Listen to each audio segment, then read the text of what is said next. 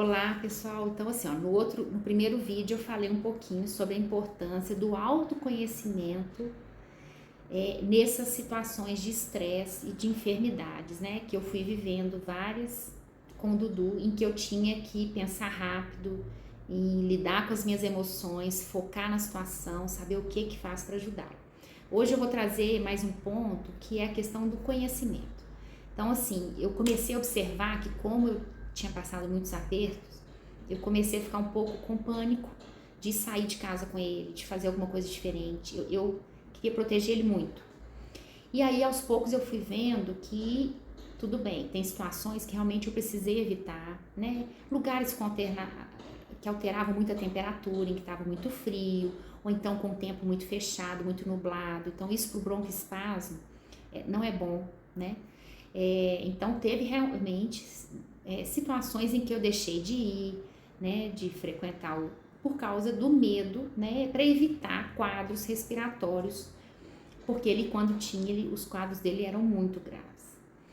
Mas ao mesmo tempo eu falei, Viviane, nada melhor, e eu tenho aprendido isso na minha vida, do que conhecimento.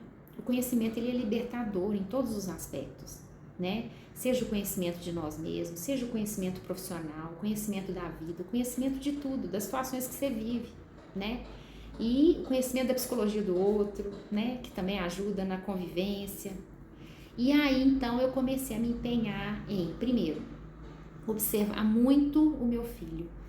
Toda vez que ele começava a ficar doente, eu ficava bem atenta. Eu não deixava que a imaginação, que o pânico, né, tirassem o meu foco. Eu procurava observar para conhecer os sinais que ele me dava, né? De como é que os quadros iam progredindo nele, né? O que geralmente era o primeiro sintoma, como é que era a tosse, como é que a tosse ia mudando de som, o som da tosse ia mudando, né? A questão da secreção, a questão dele mesmo, dele estar choroso ou não, isso para mim é um sinal grande. Então eu fui observando o meu filho.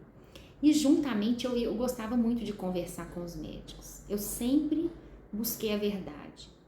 Eu sabia que a verdade, por mais dura que fosse, eu gostaria de saber. Isso me traz segurança, né? Pode ser que para alguns não, mas eu sempre gostei. Então eu vou perguntando, porque eu vou unindo o conhecimento científico ali, né, dos quadros, né? O que é uma pneumonia atípica, o que é um broncoespasmo, com as observações clínicas que eu fui fazendo do meu filho. E aí, juntamente a esses dois conhecimentos, né, eu ainda acrescentei assim, bom, então tá bom. Então, o que em termos de primeiros socorros eu posso fazer para ajudar o meu filho e para que às vezes, como eu tive situações em que eu estava no sítio, no meio do mato, longe de hospital, e começou uma crise de broncoespasmo, ele teve uma convulsão de longa. Então, assim, diante disso, o que eu tenho que fazer, o que eu posso fazer? E aí, eu, junto com aquele autoconhecimento que eu trouxe no primeiro vídeo, de saber lidar com os próprios pensamentos, né, de pânico, de medo, de insegurança, como é que eu lidava com todos esses conhecimentos, né? Então, e aí eu fui aprendendo. Então, eu fui aprendendo a medir a saturação usando o saturímetro, eu fui aprendendo a fazer as doses de ataque de aerolim, eu fui aprendendo a medir a frequência respiratória, a ver os sinais de cansaço, né? Quais são os sinais preocupantes, a ver o que é o normal dele e o que é o alterado, e o quando que é o alterado que já é caso de ir para o hospital, né? Eu fui vendo, por exemplo, que no caso do Dudu, ele altera primeiro o quadro clínico, os sintomas ali. Se ele começar uma gripe e já for para o hospital, os exames dele demoram para alterar. Às vezes ele ainda chega no hospital já com o quadro clínico bem alterado e os exames ainda não estão tão alterados. Mas isso eu que tive que ir criando este conhecimento para poder passar, no caso, para os médicos de pronto atendimento, né? Então, esses conhecimentos foram me dando uma segurança. E aí, juntando com o esforço, né, em serenar minha mente nesse momento, começou alguma situação de estresse, eu levanto a plaquinha, Viviane, atenção, pare e atenção. É igual aquela placa, né, quando chega criança, escola, né, pare, escola, pare, atenção. E aí eu começo a pensar com mais clareza e a selecionar o que é que vai me ajudar, né? E com isso a gente vai conseguindo trabalhar mais em equipe, né? Então, assim, quando eu tô com meu marido, a gente já consegue distinguir ali o que cada um pode fazer.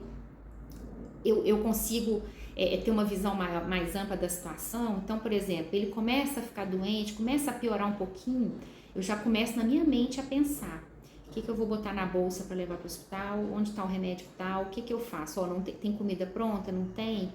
Eu tenho, então não tem comida pronta, então eu peço, ligo para minha mãe, mando uma mensagem para minha mãe, peço para às vezes a funcionária dela já adiantar, ficar de sobreaviso, tem alguém lá que possa fazer uma sopa se eu precisar ir para o hospital?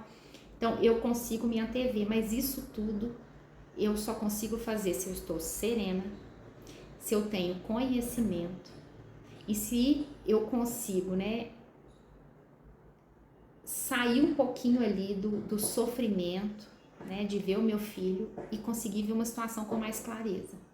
Então, às vezes o que acontece? Eu vou, me empenho, chego no hospital, passo, né, às vezes vamos de ambulância, pedimos ambulância, eu vou me permitir meio que sofrer um pouquinho, assim, é quando eu sinto que ele tá bem encaminhado, quando eu sinto que o médico compreendeu, né, a situação, já sabe o que é, ele já está sendo atendido, né, da forma ali que ele já está estável. Aí eu sinto que eu relaxo e é aí que eu vou.